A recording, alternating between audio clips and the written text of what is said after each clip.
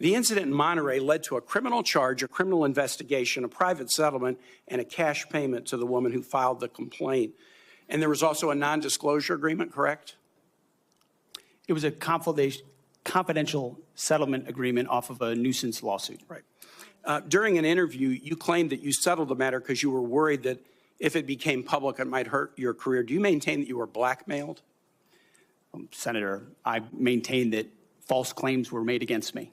And ultimately, your attorney those used false the claims, phrase, I have the opportunity to attest my innocence in those false claims. But you didn't reveal any of this to President Trump or the transition team as they were considering you to be nominated for Secretary of Defense. You didn't reveal the action. You didn't reveal the criminal complaint.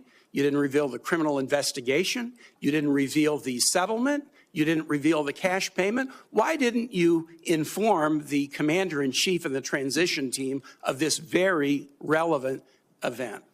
Senator, I've appreciated every part of the process with the transition team. They have been open and honest with me. We've had great conversations between the two of us.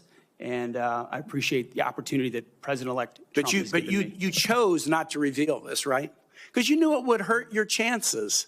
So you chose not to reveal this really important thing to the commander-in-chief and the transition team because you were worried about your chances rather than trying to be candid with the future president of the United States. Are there any other important facts that you chose not to reveal to the president-elect and his team as they were considering you to be Secretary of Defense? Senator, I sit here before you an open book, as everyone who's watched this process. With multiple non-disclosure and confidentiality agreements tying the hands of many people who would like to comment to us. Much has been made of your workplace behavior as a leader of nonprofit veterans organizations and as a Fox News contributor. Were you fired from either of the leadership positions with the nonprofits? I was the leader. I was the CEO of Concerned Veterans for America and the executive director of Vets for Freedom. Were you fired from either of them? And I was never fired from a veterans organization. Do you have non-disclosure agreements with either of those organizations? Not that I'm aware of, Senator. Many of your work colleagues have said that you show up for work under the influence of alcohol or drunk.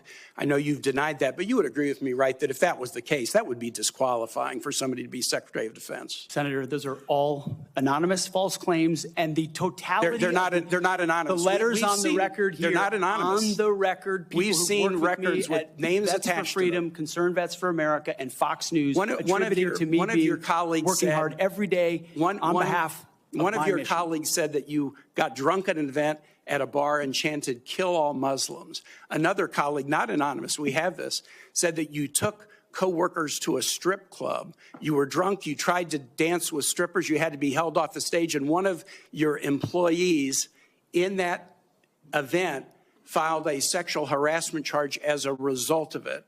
Now, I know you denied these things, but isn't that the kind of behavior that, if true, would be disqualifying for somebody to be Secretary of Defense? Senator, anonymous false charges. They're not anonymous. And I'll just conclude and say this to the chairman. You claim that this was all anonymous. We have seen records with names attached to all of these, including the name of your own mother. So don't make this into some anonymous press thing. We have seen multiple names of colleagues consistently throughout your career that have talked about your abusive actions, Chairman, attitudes, I think he's words, over and his time. He's way over his time. I now yield.